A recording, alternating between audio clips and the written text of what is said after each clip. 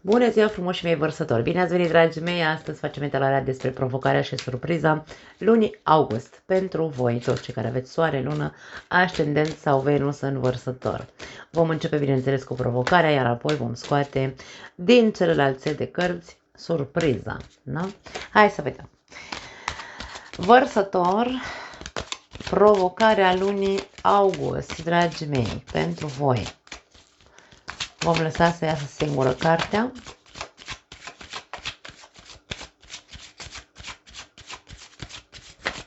Ok, asta e. Moartea.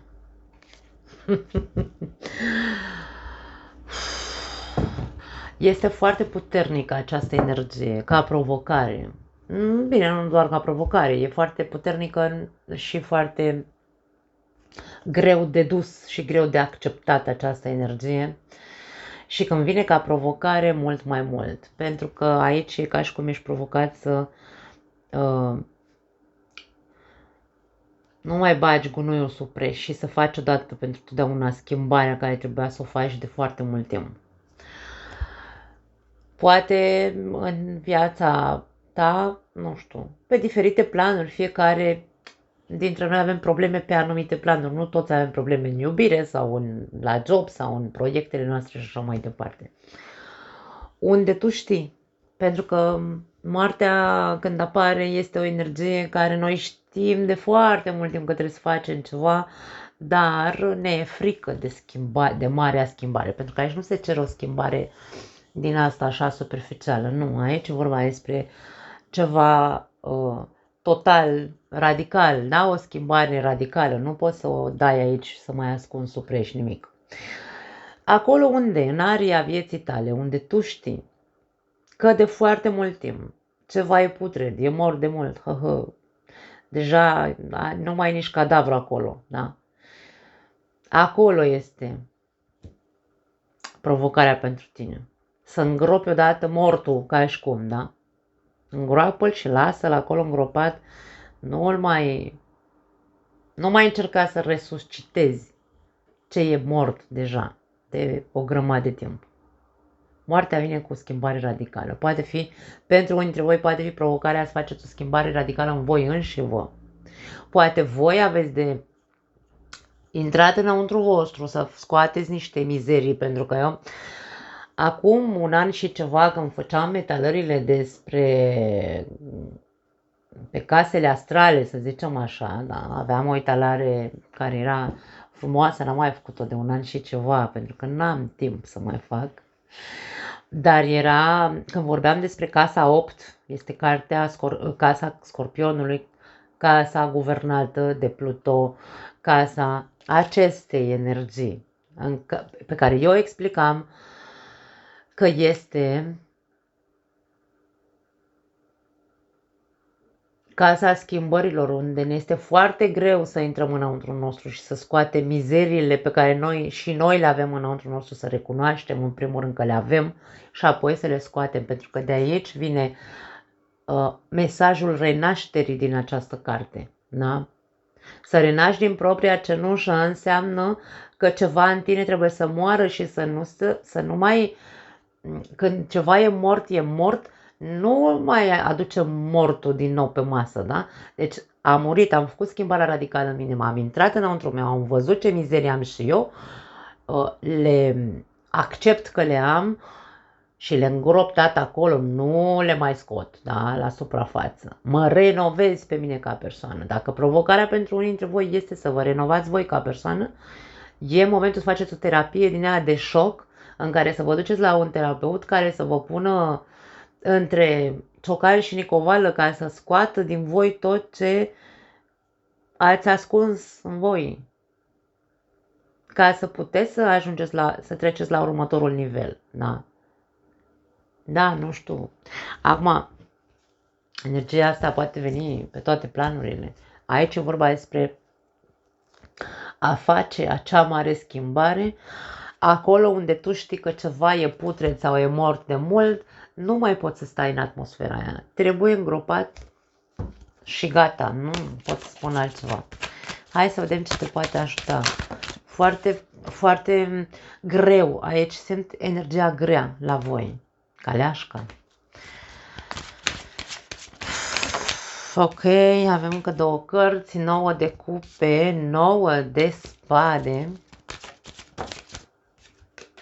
și 10 de cupe. Pentru unii dintre voi are legătură, ia uite, 6 de bâte, mare grijă cu mândria sau cu ego-ul, da? Pentru unii dintre voi are legătură cu relația voastră, e pe plan de iubire, pe plan amoros. Acum, dacă provocarea este ca tu să faci acea schimbare unde ceva e mort de mult și nici măcar nu mai miroase, cum am zis, prima carte este Caleașca, care ne spune obiectivul trebuie să fie foarte clar, adică tu dacă știi ce e mort în casa ta, în relația ta, ce mai aici stai așa și... Pentru că tu nu faci decât să stai să faci din țânțar armăsar, fără să ai un obiectiv. Stai așa cu mortul în casă ca și cum, da? Stai cu mortul în casă, dându-te cu capătul de pereți, nedormind noaptea, nu se odihnește mintea ta niciodată, fără nicio noimă, pentru că tu nu ai un obiectiv. Și aici aceste cărți spun că e momentul să mai taci din gură cu mintea, mă refer, da? Să nu mai stai să te gândești la același coșmar. Vai, Doamne, trăiesc un coșmar, aici stau cu relația e moartă, eu stau aici și... Păi, dar cu ce-ți folosește să stai tot timpul în energia asta de... nu e obsesie aici. Aici e depresie, mare grijă, că probabil unii dintre voi ați căzut deja în depresie. Că sunteți conștienți că relația voastră nu mai are nici Dumnezeu cine să o resusciteze, dar voi stați așa că nu știți ce să faceți. Și aici Caleașca este prima carte care a apărut și zice, în loc să stai cu capul așa, vezi, Doamne, ce să fac, ce să fac, ce să fac, cam asta îmi vine mie acum în minte, puneți, Doamne, un obiectiv.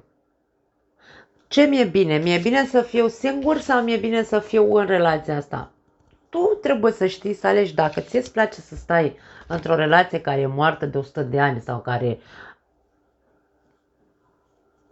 nu mai resuscitează nici Dumnezeu, cum am zis. Alegerea trebuie să fie a ta, ideea este ce faci cu gândurile astea. Pentru că tu degeaba stai și te gândești. Poți să stai încă 1000 de ani de acum înainte și nu schimbi nimic. Tu ești provocat să schimbi, tu ești provocat să faci, Doamne iartă-mă, ceva, dacă vrei să fii fericit pe planeta asta. Cam asta zic cărțile astea. Tu alegi, dar alegerea are de văzut cu un obiectiv clar. Vreau să fiu fericit în relația asta sau vreau să fiu fericit? Nu are importanță în altă relație, dar vreau să fiu fericit pentru că nu sunt fericit. Uite că nu ești fericit, mie poți să-mi spui ce vrei tu. Poți să mă înjuri, poți să mă suni, poți să-mi spui ce vrei tu, că ești, nu știu, că îți dă o siguranță relația în care ești. Nu îți dă nicio siguranță. Tu degeaba încerci să-ți bați capul să evoluezi cu relația asta. Probabil că unii dintre voi faceți muncă titanică să aduceți relația la fericire, dar ea e moartă, săraca. Sau sentimentele sunt moarte. Partenerul nu dă 2 bani sau a murit acum 5 ani, să zicem, relația, da, dau un exemplu tâmpit. De acum 5 ani și până în momentul de față, poate doar tu ți-ai bătut capul, Doamne, ce să fac cu omul ăsta, Doamne, ce să fac cu relația asta. Și ălălaltul n-a făcut nicio treabă, n-a făcut nimic, da? Și el e la mortul, adică e ca și cum acum se trezește cumva să zică, și probabil că se trezește să zică, ce te mai chinui, poate chiar el îți zice sau ea îți zice, nu te mai chinui să mai progresăm în relația asta, că nu avem unde să o mai ducem. Na? Deci aici e vorba despre asta, cineva aici în relația asta, că ești tu, că e celălalt,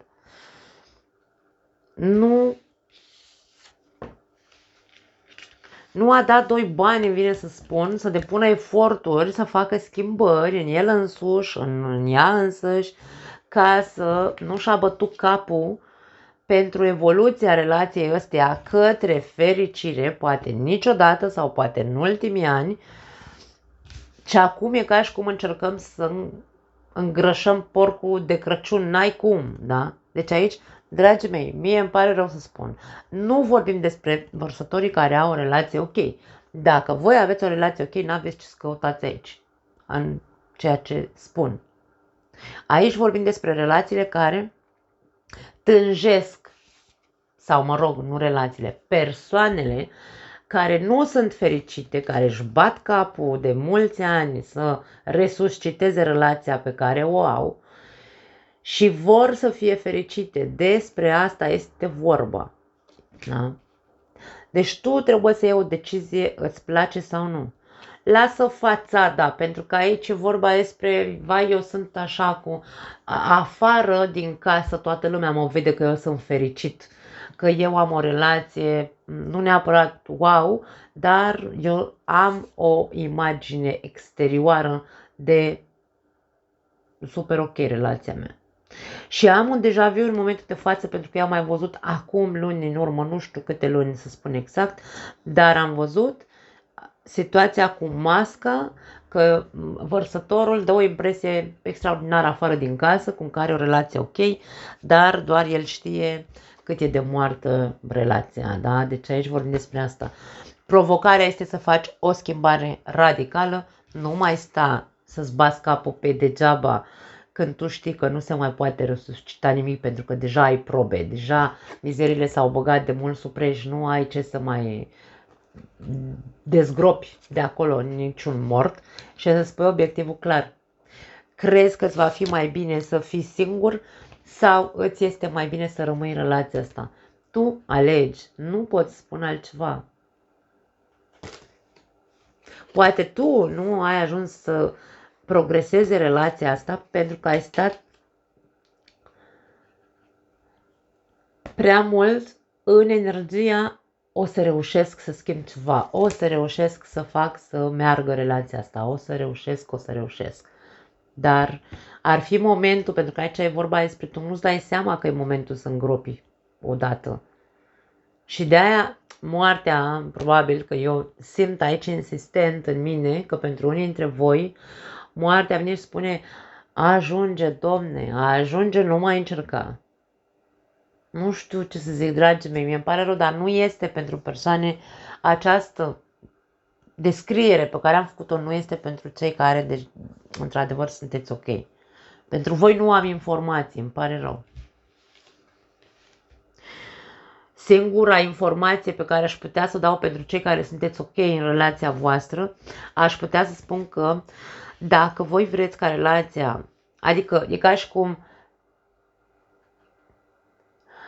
aveți nevoie să faceți și voi niște schimbări, pentru că întotdeauna este loc de mai bine. Cam asta este ceea ce ne spune această etalare pentru cei care sunteți bine.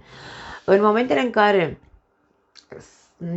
treceți prin hopuri sau ce-o fi, că nimeni nu-i fericit, dragii mei, în totalitate. Mereu avem câte ceva, nu? Fiecare dintre noi. Nici o relație nu e perfectă. Cine zice că are o relație perfectă e ipocrit, să fim serioși. Nouăle de spade este cartea care face din țânțar armăsar, da? Energia din noi când facem din țânțar armăsar. În momentele grele ale relațiilor, în loc să stăm așa să facem din țânțar armăsar, nu știu, într-un nimic facem așa o bombă atomică în jurul nostru în relație, mai bine încercăm să zicem așa, să ne gândim ce putem să facem pentru a depăși momentul de criză, nu a intra a transforma momentul ăla de o ceartă tâmpită în ceva cine știe ce. Da? Deci vorba despre a conștientiza anumite lucruri, că întotdeauna, după cum am zis, este loc de mai bine. cam asta e și că vezi tu, nicio relație nu este stagnantă, totul este evoluție în această viață. Tu nu poți să zici că, vai, m-am măritat, m-am însurat, uite așa o să fim fericiți toată viața noastră. Nu mâncăm, trăim fericiți până la adânci bătrânesc. Nu există dacă nu se investește, nu există dacă nu se fac schimbări, pentru că noi ne schimbăm. Creștem, dragii mei, ne-am măritat la 20 ceva de ani, de exemplu, cum a fost în cazul meu, la 23 de ani m-am măritat și la fiecare 2 ani, hai să nu mai zicem un an, da? Dar la fiecare 2 ani cel puțin suntem alte persoane, nu mai gândim la fel ca acum 2 ani, vedem lucrurile diferit. De ce să nu facem schimbări și în relația noastră? Pentru că de-aia suntem tâmpiți cu capul mulți dintre noi care rămânem așa pierduți în mintea noastră și zicem lasă că o să fie bine, lasă că o să resuscitez, lasă că o să se învie relația. Păi nu poți să învii tu singur o relație. Amândoi trebuie să înviați. Sau amândoi trebuie să faceți de la început lucrurile cum trebuie. Sau trebuie conștientizat că trebuie făcut constant schimbări pentru ca relațiile să devină, da, să progreseze și să fie, să existe satisfacție, fericire și așa mai departe. Da, trebuie să facem clase, ore întregi de psihologie în relații ca să putem să înțelegem cu toții.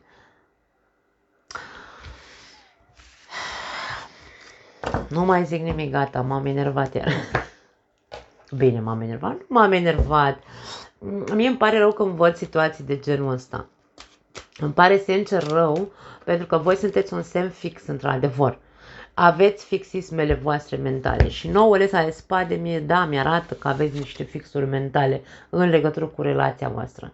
Duceți-vă, dragii mei, și faceți terapie. Faceți terapie singuri, faceți terapie de cuplu, faceți ceva. Nu stați așa să ascundeți mortul sub preș sau să încercați voi să-l resuscitați după ce e mort de 5 ani. Da? Pentru că n-ai nicio șansă să faci nimic singur. Hai să vedem. Surpriza!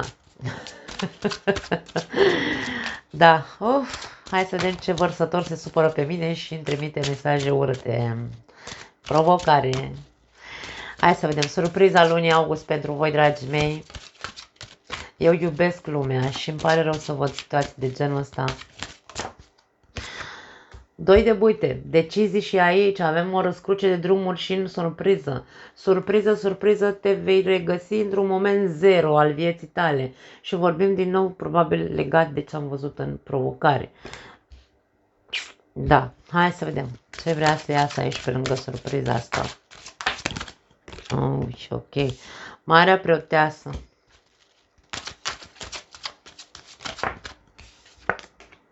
Cavaler de monede. Cavaler de spade, atenție. Avem deja 3 personaje aici. Și al 4-lea. Da, deci aici avem mare atenție pentru că surpriza vine din... E ca și cum vei fi într-o răscruce de drumuri cu toate persoanele din jurul tău, inclusiv poate mama. Aici avem un fel de conflict, pentru că avem 2 cavaleri conflictivi, da? Un conflict care probabil are legătură cu sau te pune pe tine. E ca și cum din nimic sau de nicăieri se iscă un conflict. Avem un cavaler împăciuitor aici. Ăsta încearcă să dreagă atmosfera, să zicem. Ideea este că ar putea să pornească totul de la o neînțelegere sau se înțelege greșit ceva. În legătură cu ceva anume.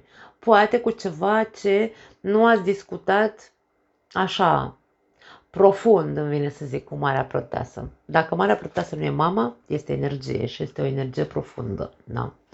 O energie destul de secretoasă. Ce am ținut în noi, pentru că avem și luna aici, da?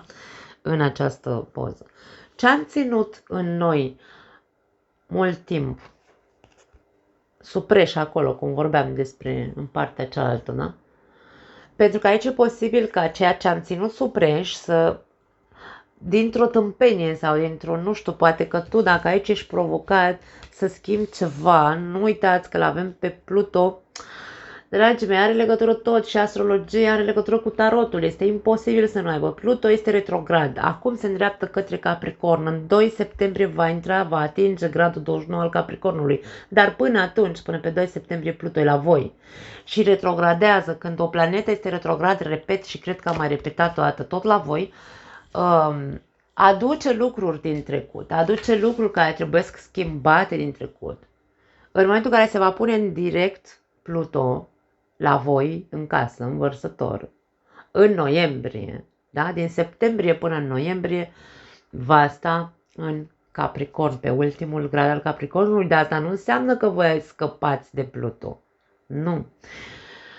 Energia va avea influență asupra voastră. Când va intra direct în noiembrie, da, în mod direct această planetă, pentru că acum e retrogradă, vreau să se înțeleagă bine ce vreau să spun. Acum e momentul de schimbare, ți se cere să schimbi ceva în legătură cu ceva ce tot ai ascuns supreș în casa ta, în viața ta, în tine, în relația ta, în relația cu ceilalți. Pentru că energiile se, hai să spunem așa, se îmbină, dragii mei, pentru că energie n-ai cum să apuci energia, da? Și voi știți foarte bine, pentru că de astăzi Vărsători sunteți o zodie de aer.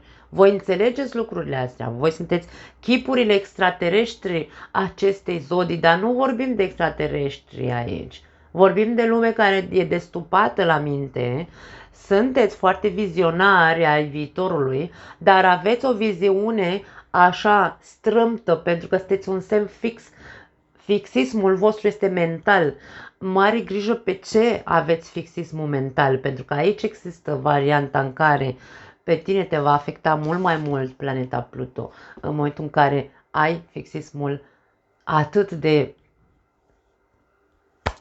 Nu te scoate nici Dumnezeu de acolo, cu toate că, insist, e mort tot în viața ta și în surpriză se vede energia asta. Ceea ce tu ai băgat supreș, am trecut din una în alta, nu știu dacă este incoerentă etalarea, dar nu cred. Pentru că cine are ochi să vadă și urechi să audă, va înțelege ce vreau să zic. Ideea este aici că dacă surpriza este că tu te vei regăsi pentru că n-ai rezolvat o situație cu niște persoane din viața ta, acum ies niște lucruri la suprafață, una dintre aceste persoane va încerca să fie împăciuitoare, să, nu știu, să regleze, da, să dreagă busuioul, cum am zis mai devreme, dar tu te vei regăsi între Țocan și Nicoval. Putem să vorbim despre copii aici. Mama, nu știu, mama, copiii și partenerul de viață. Putem să vorbim despre asta. Pentru alții dintre voi poate să fie partea spirituală. Poate unii dintre voi ați crescut din punct de vedere spiritual. Ați făcut o muncă de asta de dezvoltare personală, nu știu, sunteți altfel în momentul de față. Dar aici avem și foarte mult orgoliu, atenție. Pentru că dacă tu ai crescut, tu poți să fii foarte, hai să spunem așa, nu mai ai răbdare, domne, cu nimeni. Și aici avem o persoană așa înceată, ăsta nu prea poate el să meargă în ritmul tău. E mai leneș dacă vrei. Sau e neinteresat de lumea ta spirituală. Lasă-l în pace. Dacă tu te regăsești în punctul zero al vieții tale în care zici, ce fac mă, mai stau cu ăsta sau nu mai stau cu ăsta? Provocarea vine de acolo. Sunt foarte conectate aceste două etalări la voi. Da? Tu vezi de lumea ta spirituală, îmi vine să zic. Pentru că ești mereu discuții violente. Lasă-l pe celălalt în plata lui. Pentru că el nu are cum să te urmeze, nu are aceeași energie ca tine, nu este capabil să învețe atât de bine sau repede ca tine. Nu este capabil să învețe repede, pentru că bine învață, ăsta învață foarte bine. Dar îl costă foarte mult să asimileze, da? Nu-l mai împinge sau împunge. Tu ai planuri aici. Surpriza e că tu ești la momentul zero în care ai niște planuri. Planurile astea pot avea legătură cu o acțiune pe care tu de foarte mult timp o ai așa ascunsă în tine și încă n-ai făcut-o. Poate unii dintre voi, dacă aici vorbim de planuri, că sunt materiale, că sunt, nu știu, de a face ceva concret, probabil că, da, într-adevăr, o să vă simțiți constrânși într-un fel sau altul. Surpriza nu este una plăcută, da? Pentru că vă simțiți constrânși să începeți să faceți un pas. Cât de mic. Aici e acțiune. 3 energii de acțiune. Nu mai poți să stai uitându-te în trecut, uitându-te la prezentul tău și să zici ce, Doamne iartă-mă fac, încotro mă duc.